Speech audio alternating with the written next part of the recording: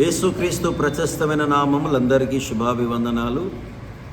ఉదయకాల ఆరాధనకు పాల్గొన్న ప్రతి బిడ్డలకు కూడా ప్రభు పేరిట శుభములు కలుగునుగాక. ఆరాధనకు వచ్చేసినటువంటి ప్రియాతి సంఘస్థులందరికీ, వాక్య వీక్షిస్తున్నటువంటి ప్రతి ఒక్కరికి కూడా ప్రభు పేరిట శుభములు కలుగునుగాక. ఈ సమయాల్లో దేవునికి వర్తమాన ధ్యానం చేసుకుందాం. జకర్యా గ్రంథము 9వ అధ్యాయము 9వ వచనంలో బైబిల్ గ్రంథంలో ఇలా వాక్యం సెలవిస్తూ ఉంది. ఎందుకనగా వారి సంతోషం యేసు ప్రభు దగ్గరకు వచ్చినప్పుడు ఏం చేయాలట? సంతోషంగా రావడం. సంతోషంగా, దుఃఖంతోనో, బాధతోనో, వేదనతోనో, కష్టంగానో, ఏదో నిష్టంగానో దేవుని సన్నిధికి కాకుండా ఎట్లా రావాలంట? సంతోషంగా ఉల్లాసంగా రావాలని బైబిల్ గ్రంథం తెలియజేస్తూ ఉంది. ఇశ్రాయేల్ ప్రజలకు ఒక శుభ సూచకమైనటువంటి గొప్ప మాట రాసింది. ఏంటంటే వారికి విడుదల కలుగున్న దినం, లేదా వారు విమోచించబడ్డ దినం, లేదా వారు ఆనందించే దినం, వారికి ఒక కోటగా ఉన్న దినం, ఒక ఆశ్రయదుర్గం ఉన్న దినం.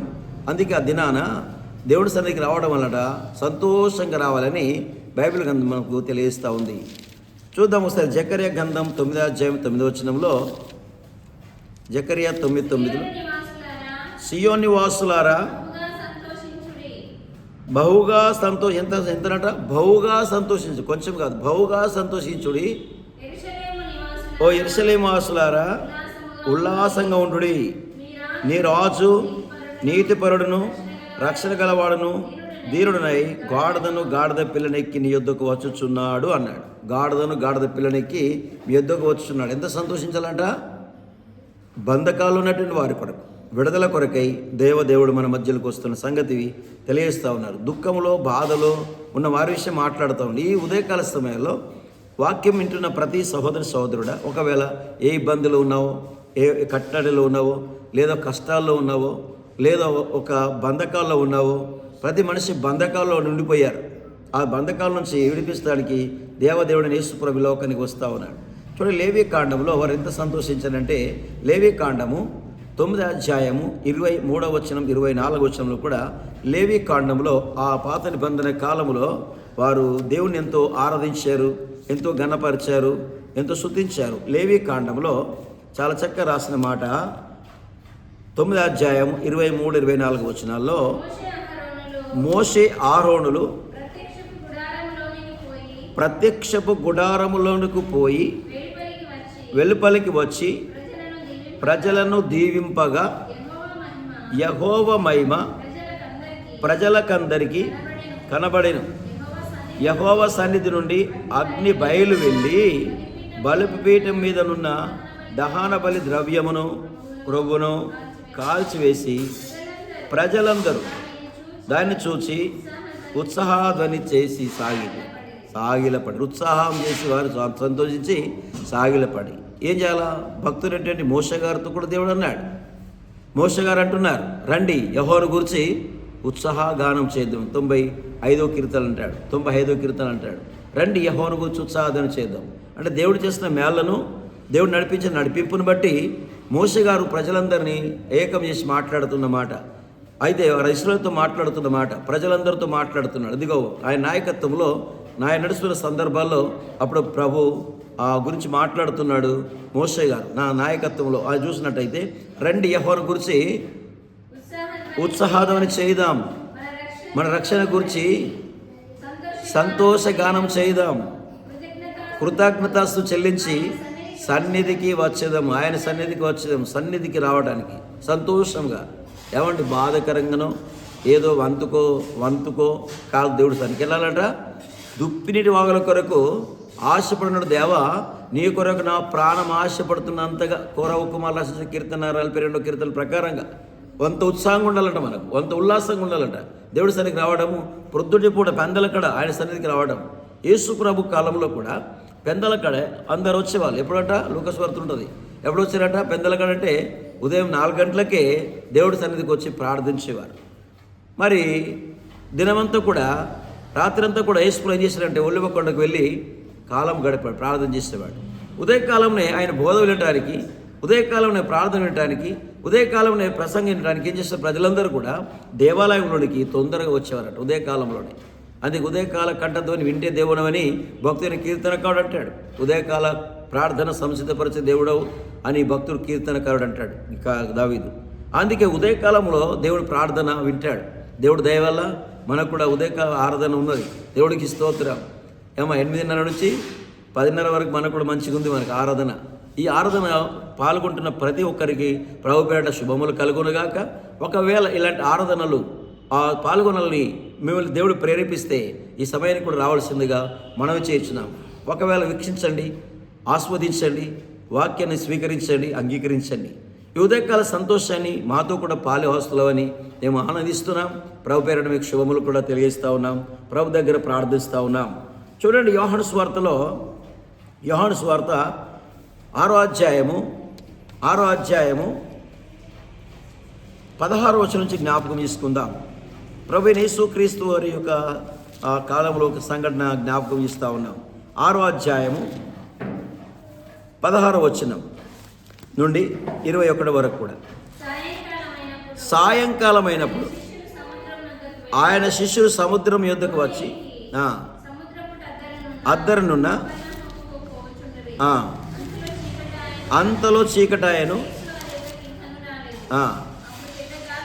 అప్పుడు పెద్ద గాలి విసిరగా సముద్రము పొంగుచుండెను. కొంచెం దూరంలో వెడవాపడయ్యారు, కొంత దూరం వెళ్ళిపోయారు. కొంచెం దూరం ఉన్నాడు యేసుప్రభుల వారు. వీళ్ళేమో భయం ఆందోళన చెందుతున్నారు. అయ్యో ఏమైపోతుంది బిక్కున. సాయంకాలం అయినప్పుడు ఆయన శిష్యులు సముద్రం వద్దకు వెళ్ళి దోణి ఎక్కి సముద్ర తీరనున్న కపెర్నహూమునకు పోవుచుండిరి. అంతలో చీకటి పడిన గనుక యేసు వారి యుద్ధ నుండి ఇంకా రాలేదు. అప్పుడు పెద్ద గాలి విసిరగా సముద్రము పొంగుచుండెను. వారు ఇంచుమించు 2 కోసుల దూరంలో దోణెను నడిపించిన తర్వాత యేసు సముద్రం మీద నడుచుచు తమ దోణి దగ్గరకు వచ్చుట చూచి భయపడిరి. ఎందుకు భయపడ్డారు అని చూస్తే యేసు ప్రభు దోణిలు లేనప్పుడు వారికి ఏమైంది? భయం వేసింది. యేసయ్య దోణిలు లేకపోతే వారికి భయం వేసింది. అప్పుడు సాయంకాలం అయినప్పుడు ఆ సముద్రం మీద నడుచుకుంటూ వస్తూ ఉన్నాడు. నడుచుకుంటూ వస్తున్నప్పుడు వారికి ఏం భయం వేసిందంటే ఎన్నో శవాలు ఇందులో ఉండొచ్చండి. ఎందరో మరణించిన వాళ్ళు ఉన్నారు ఇందులో. ఎవరు ఏ భూతం వస్తుందో దయ్యం వస్తుందో అనుకున్నారు. అప్పుడు ప్రభు యేసుక్రీస్తు వారికి చెప్తుందంటే ఏంటంటే, అయితే ఆయన నేనే భయపడకూడని వారితో చెప్పాను, నేనే అని భయపడకూడదని చెప్పాను. అప్పుడు ఏం జరిగిందట? గనక ఆయన దోణి మీద ఎక్కించుకున్నటకు వారికి ఇష్టపడిరి. వెంటనే ఆ దోణి వారు వెళ్ళుచున్న ప్రదేశమునకు చేరెను. అంతే యేసయ్య ఆ ప్రయాణంలో ఇదంతా కూడా చూస్తే సియోను వాసులారా ఇదిగో మీ రాజు గాడిద పిల్ల మీద ఎక్కి వస్తున్నాడు. ఎవరుంటే మనకు ఆనందం అండి ఇప్పుడు మన జీవితాల్లో? యేసయ్య ఉన్న జీవితాల్లో, యేసయ్య ఉన్న బ్రతుకుల్లో, యేసయ్య ఉన్న కుటుంబాల్లో, యేసయ్య ఉన్న సమాజంలో ఏముంటుంది? సంతోషం ఉంటుంది, ఆనందం ఉంటుంది, కేరంతలు ఉంటాయి, ఆనందభరితులు అవుతుంటారు. యేసయ్య లేకపోతే మన జీవితాలు కూడా సంతోషంగా ఉండవు. ఎప్పుడు చూసినా బాధలు ఇబ్బందులు కనబడుతూ ఉంటాయి.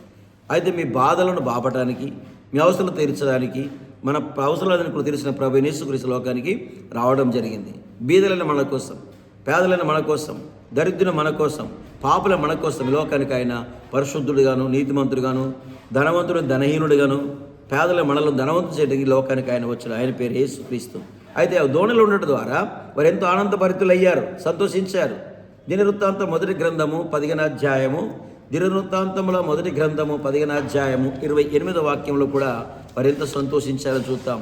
దినవృత్తాంతముల మొదటి గ్రంథంలో ప్రాముఖ్యమైన విషయాలు మీకు ఉదయకాల సమయాల్లో కొన్ని విషయాలు జ్ఞాపకం ఇస్తున్న ప్రియాతిప్రియమైనటువంటి వారలారా, ఈ సమయంలో ఉదయకాల ప్రార్థన కంఠధ్వని దేవుడు వింటాడు గనక మనము దేవుడి సన్నిధికి వచ్చినప్పుడు సంతోషభరితులమై రావాలని జ్ఞాపకం చేస్తున్నారు. దినవృత్తాంతము మొదటి గ్రంథము 15వ అధ్యాయం 28వ వచనంలో మొదటి గ్రంథం ఇశ్రాయేలులందరూ ఏం చేస్తారంటే వాళ్ళు ఆర్భాటమనగా కేరంతలేస్తూ కేకలేస్తూ దేవుణ్ణి గణపరుస్తూ ఎంతో ఆడంబరంగా ఆ దేవుని సన్నిధిలో వాళ్ళు వస్తున్నారంట.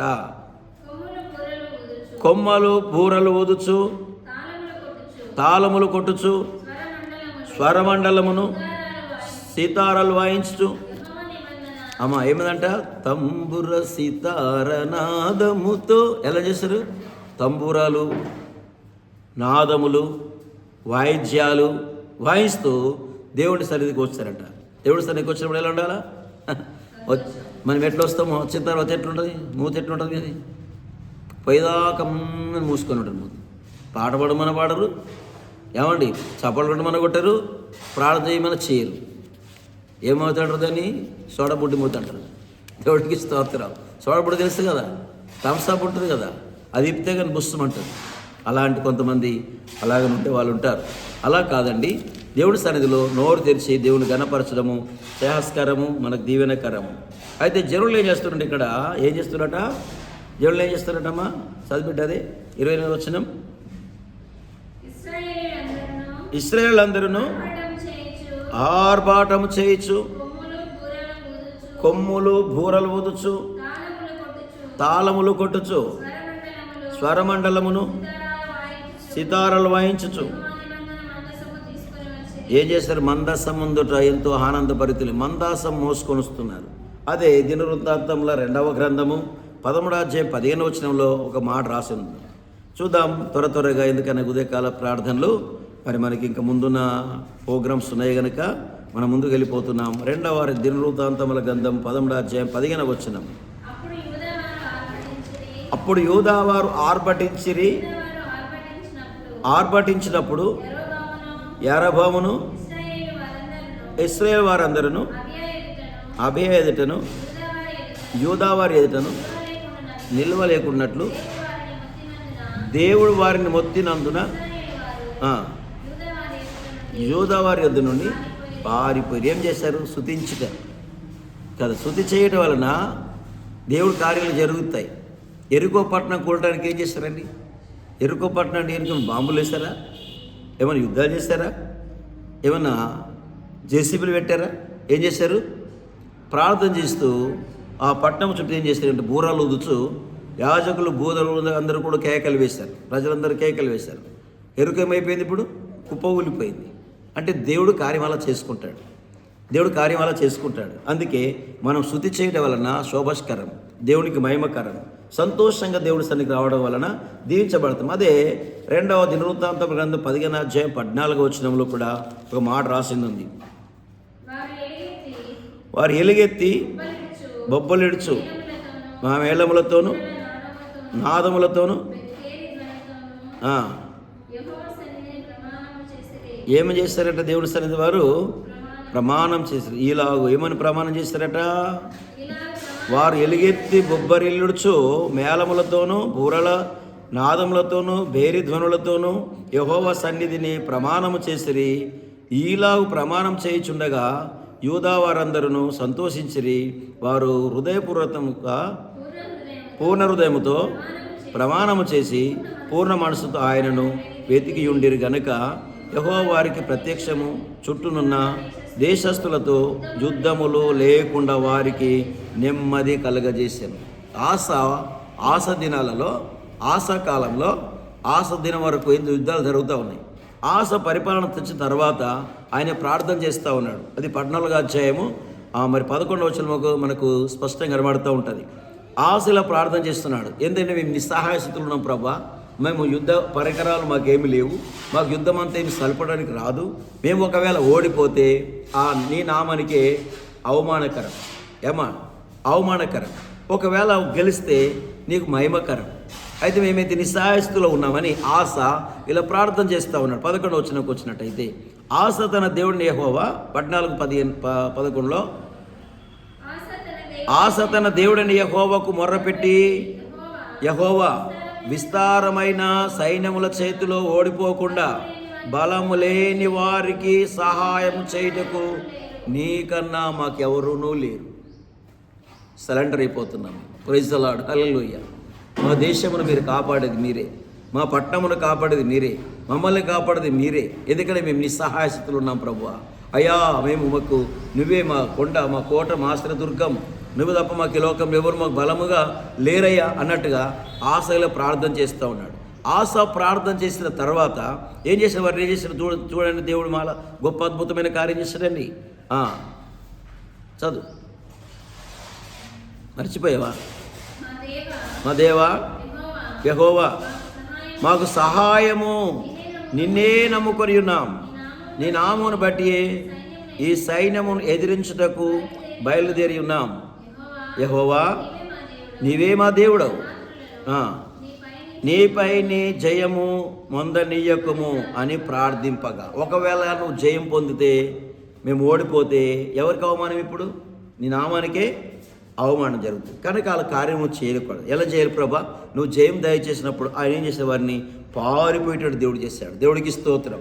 శత్రు సమూహం నుంచి విడిపిస్తాడు దేవుడు కార్యం చేశాడండి. అది గమనించినట్టయితే చాలా ప్రాముఖ్యమైన విషయానికి వెళ్తున్నామండి. గమనిద్దాం. ఎజ్రా గ్రంథంలో ఎజ్రా 3:11 చూసినట్టయితే, ఎజ్రా గ్రంథంలో నెహెమ్యా ఎజ్రా కాలంలో దేవుడు అద్భుతం చేశాడు.